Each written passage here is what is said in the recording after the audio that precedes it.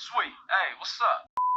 Yo, what's up guys, and welcome back to Passion Tech YouTube channel. Sama gue Malvin, dan yes, ini dia di depan gua. Ini gua, gimana ya ngomongnya ya? Gue tuh keracunan guys akhir-akhir ini sama handheld retro gaming. Mungkin teman-teman ingat waktu itu kita sempat collab sama Bang Gema, sama Bang Tara Arts juga. Dan di sana ya mata gue somehow dibukakan ya. Dari yang sebelumnya gue cuma mainnya kayak Steam Deck. Waktu itu juga sempat mainin GPD Win4 kan, sharing sama mereka. Ternyata masih banyak di dunia handheld gaming itu yang seru-seru. Dan buat gue sendiri terutama ya, yang zaman dulu itu gue main kayak main Nintendo, main Sega, main PS. Itu tuh berasa nostalgia gaming zaman dulu tuh bener-bener peaknya tuh kayak zaman PS2 gitu kan. Dan sekarang gue tuh menemukan kalau ternyata retro handheld gaming itu udah sesimpel itu, semudah itu. Kalian bisa mainin PS1, PS2 di form factor yang kecil, yang simple kayak gini lewat emulator. Jadi di video kali ini gue pengen sharing-sharing aja ke kalian ya, sekedar info-info. Mungkin teman-teman juga yang ada komunitas retro gaming di sini boleh juga sharing-sharing biar gue juga bisa lebih tahu lagi. Jadi yes, ada rekomendasi, ada alternatifnya juga, sama ada beberapa info-info lainnya. Jadi langsung aja tanpa basa-basi lagi kita mulai videonya. Let's go.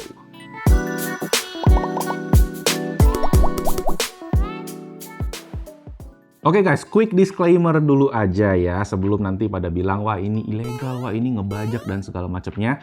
Secara teknis, setelah gua research yang dalamnya, emulator itu legal ya. Emulator itu dia nggak ngehack si company atau aslinya. Cuma memang games atau ROMs lah yang bisa dibilang ilegal kalau ini dibajak ya. Nah, tapi in this case juga, ini juga bisa dibilang zona abu-abu. Karena nyatanya kan sekarang company-company konsol ya, Sony, Nintendo, itu udah nggak ngejual lagi games-games mereka yang jadul ya.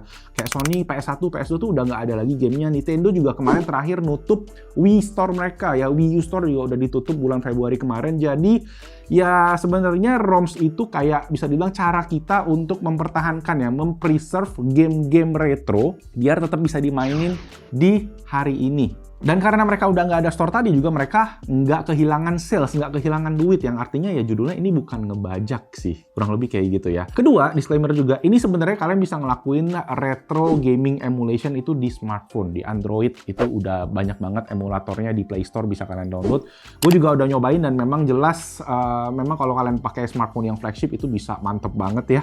Resolusinya bisa kayak 3x, 4x gitu kan buat main PS2. Tapi jelas feelingnya berbeda dengan kayak kalau kalian punya dedicated handheld gaming gitu, kayak main di konsol beneran gitu kan rasanya kan. Silahkan dicoba karena tutorialnya juga banyak banget di internet. Ketiga, di sini gue cuma pengen share serunya aja, funnya aja main retro gaming handheld. Dan gue kalau ada salah ya boleh banget dibantu dibenerin di kolom komen, dan correct me if I'm wrong karena gue juga baru banget nih nyemplung ya. Dan ternyata ya boleh banget, wajib banget dicoba. Terutama buat teman-teman yang mungkin seumuran kayak gua gitu ya, yang udah mungkin menuju ke bapak-bapak muda yang umur 30, yang dulu tuh peaknya tuh main PS2. Karena gua terakhir mainnya PS2. Karena pas PS3 rilis tuh tahun 2006, gua itu udah masuk SMA dan mungkin udah jarang di rumah gitu ya. Banyak keluar, banyak hangout-hangout, nongkrong-nongkrong gitu kan. Nah, jadi PS2 itu peaknya gua, dan PS2 sekarang udah bisa dimainin di handheld yang kecil banget. Jadi gua pengen share aja. Yang pertama sebenarnya gue itu dimulai dari device yang satu ini, namanya Mio Mini. Gue udah mention ini berapa kali ya. Jadi ini intinya ya sebuah kayak mini Game Boy, tapi udah bisa mainin PS1 ya. Dan ini pada zamannya tahun kemarin itu heboh banget, nge-boom banget ya, sampai harganya jadi tinggi banget, mahal banget. Dan gue sendiri untungnya gue dapat second, jadi masih harganya masih oke. Tapi sekarang udah nggak dijual lagi.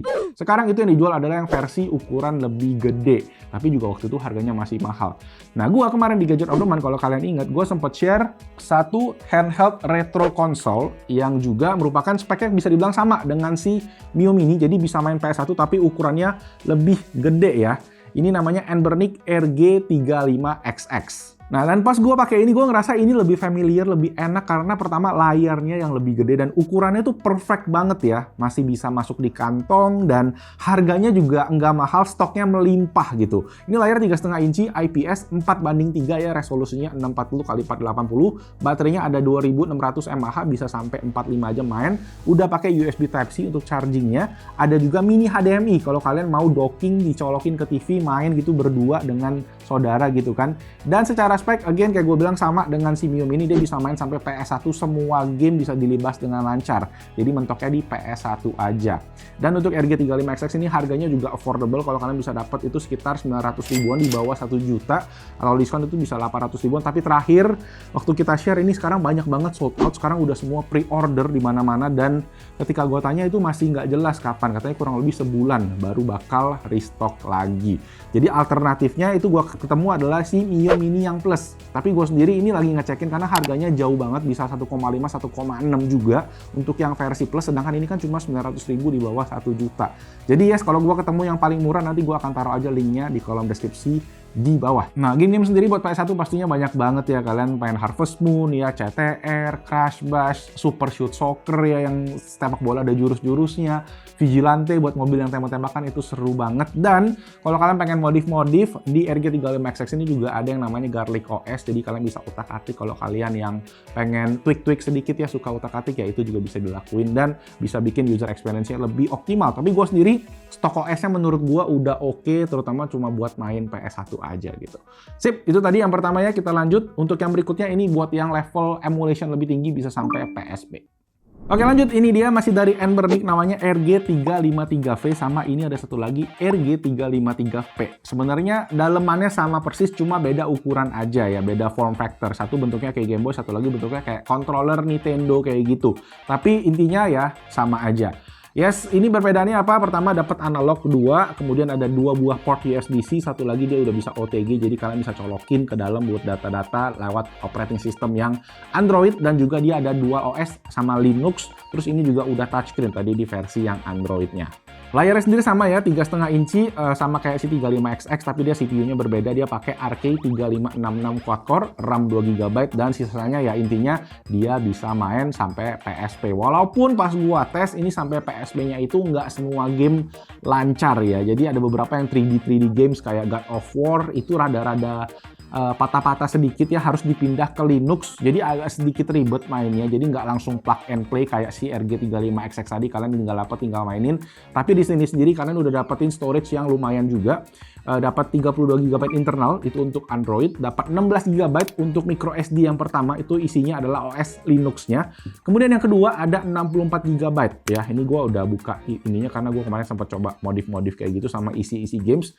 Ini ada 64GB games, yang memory card kedua itu bisa sampai total 4.000-an games lah, karena dia bisa sampai PSP tadi. Tapi ya sama kayak yang sebelumnya, RG35XX dia juga bisa mainin game-game yang retro-retro jadul ya, GBA, GBC, NES, SNES, Sega gitu-gitu semua bisa dimainin. Sampai ini juga bisa mainin yang modern tuh DS.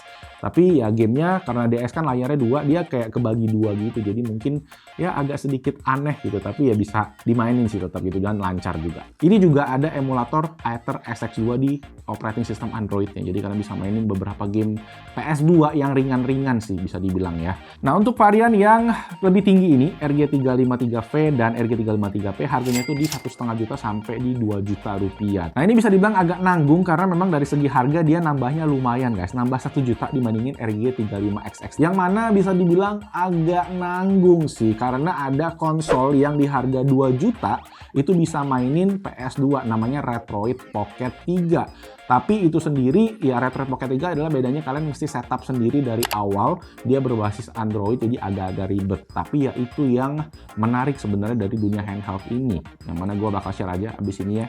Yang di 353 gue ada satu lagi yang favorit gue, yaitu Retroid Pocket 3 tapi ini versi yang plus. So ini dia yang namanya Retroid Pocket 3 Plus. Tadi yang gue bilang kan ada Retroid Pocket 3, ini yang versi plusnya. Jadi versi plus ini spesifikasinya lebih tinggi. Dari segi ukuran sebenarnya mirip Switch Lite ya. Jadi bentuknya agak horizontal kayak gitu konsolnya, tapi ini lebih kecil. Gue nggak ada Switch Lite sih, tapi gue compare sedikit sama Nintendo Switch aja biar kalian ada bayangannya ya. Layarnya ini 16:9 udah ya, 4,7 inci, udah HD dan touchscreen juga. Dia berbasis Android, jadi kalian mesti setup sendiri dari awal kayak kalian beli HP baru. Cuma bedanya pas setup dia itu kayak kalian ada ditanyain untuk install beberapa emulator ya, langsung pas posisi kalian start awalnya. Itu yang mungkin sekarang bikin ribet, tapi gue sendiri setelah gue belajarin ternyata cukup simple walaupun memang butuh waktu ya. Jadi gue kayak setup ini aja tuh gue butuh sekitar seharian guys untuk masukin semua game library gue ke dalam sini.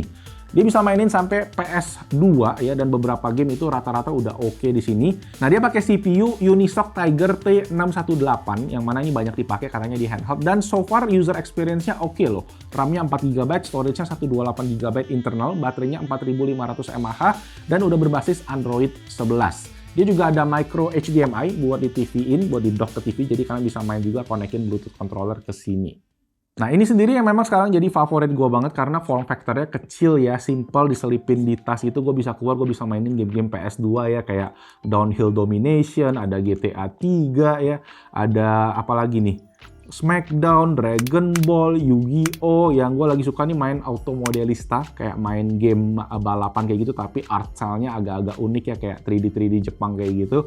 Dan ya overall ini favorit banget sih, walaupun memang ini harganya bisa dibilang tertinggi ya, ini harganya di sekitar 3,5 juta kalau kalian beli sama micro SD bawaannya. Tapi gue sendiri nggak saranin karena gue rasa better kalian beli micro SD sendiri aja, karena micro SD-nya isi gamenya gitu nggak gitu banyak, karena kan game PS2 gede-gede, dan ya itu mungkin beberapa kalian bisa cari aja online kalau kalian pengen.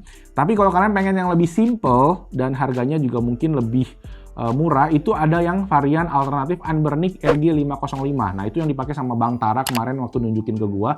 Itu speknya sama ini, chipsetnya sama, tapi layarnya udah OLED dan lebih plug and play. Artinya ketika kalian masuk itu dia udah ada kayak front end sendiri, kalian nggak tinggal main aja, nggak ribet. Tetapi yang ngebedain adalah shoulder button ya, L2-nya itu posisinya agak aneh, jadi kayaknya kelihatannya kurang nyaman juga. Tapi again secara spek sama, harga juga mirip, tapi itu lebih siap tinggal main aja. Kalau kalian udah cobain boleh juga di komen di bawah. Nah, satu yang gua agak bingung tuh adalah ini guys, ada PS Vita di harga yang kurang lebih sama di 3 jutaan. Ini memang secara power dia cuma bisa mainin sampai game PSP, tapi secara software Sony ini bagus banget. Gua nggak pernah sebelumnya punya PS Vita, jadi gua pertama kali coba, dan ya optimalisasi softwarenya bagus, kayak mulus banget. Tapi hacknya itu agak ribet katanya, karena harus hack sendiri kalau kalian ganti micro SD-nya. Tapi pas gue baca-baca sebenarnya katanya sekarang nge-hack PS Vita itu lebih mudah, dan gue sendiri lagi mau coba nih, salah satu tim Basinotech, si Kiki, dia punya PS Vita yang nggak kepake, mau coba di-hack juga, nanti gue update lagi aja. Tapi kalau kalian pengen beli sekarang yang udah di-hack dan tinggal main aja, itu banyak di pasaran, harganya itu di sekitar 2,5 sampai 3 jutaan ya. Tapi again ini terbatas sampai PS Vita aja, nggak bisa main sampai PS2. Dia bisa PS1, bisa PSP, dan di bawahnya. Nah, kalau di atas budget 3 juta tadi guys, memang ada satu lagi namanya tuh AYN Odin ya. Itu bisa mainin PS2 sampai GameCube ya, semua lancar, resolusi tinggi, tapi harganya itu udah lebih mahal daripada Nintendo Switch dan sisip dikit dari Steam Deck. Makanya gue sendiri masih bingung apa esensi dari beli yang handheld itu. Makanya kalau gue mungkin gue lebih rekomen sekalian aja nabung buat Steam Deck, karena Steam Deck sendiri ya kekuatan emulation powernya udah oke banget, dan kalian juga udah bisa mainin game-game modern AAA langsung di handheld gitu kan. Nah, kalau Switch sendiri memang ada yang versi di hacknya gitu ya. Gue juga sempet cobain, dan itu cuma bisa mainin sampai PSP juga. Jadi menurut gue kurang worth it untuk harganya, walaupun memang ya di situ kalian juga bisa mainin library dari Nintendo Switch yang banyak, yang keren banget, yang sekarang total 16.000 games ya ada di Nintendo Switch. So ya itu balik lagi ke pilihan kalian masing-masing sih. Menurut gue kalau udah di harga 5 juta ke atas mending Switch atau Steam Deck aja, atau kalau kalian mau nabung lagi pengen yang lebih kenceng, ada ROG Ally ya, coming soon reviewnya di Basinotech.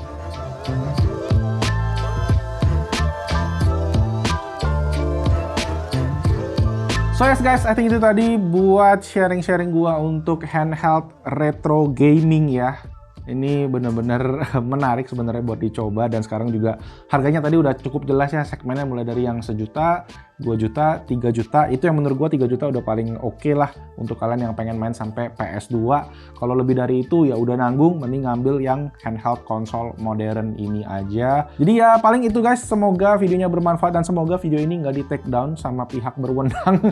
Karena ya ini seru-seruan aja, sharing-sharing hobi aja. Gue pengen pakai platform ini ya buat bikin komunitas yang positif. Dan ya, kalau kalian ada pertanyaan lagi boleh aja langsung di kolom comment section di bawah, kita sharing-sharing, kita ngobrol-ngobrol di sana. Dan let me know kalau kalian ada kritik, saran, pertanyaan juga, jadi gue bisa update-update lagi ke depannya.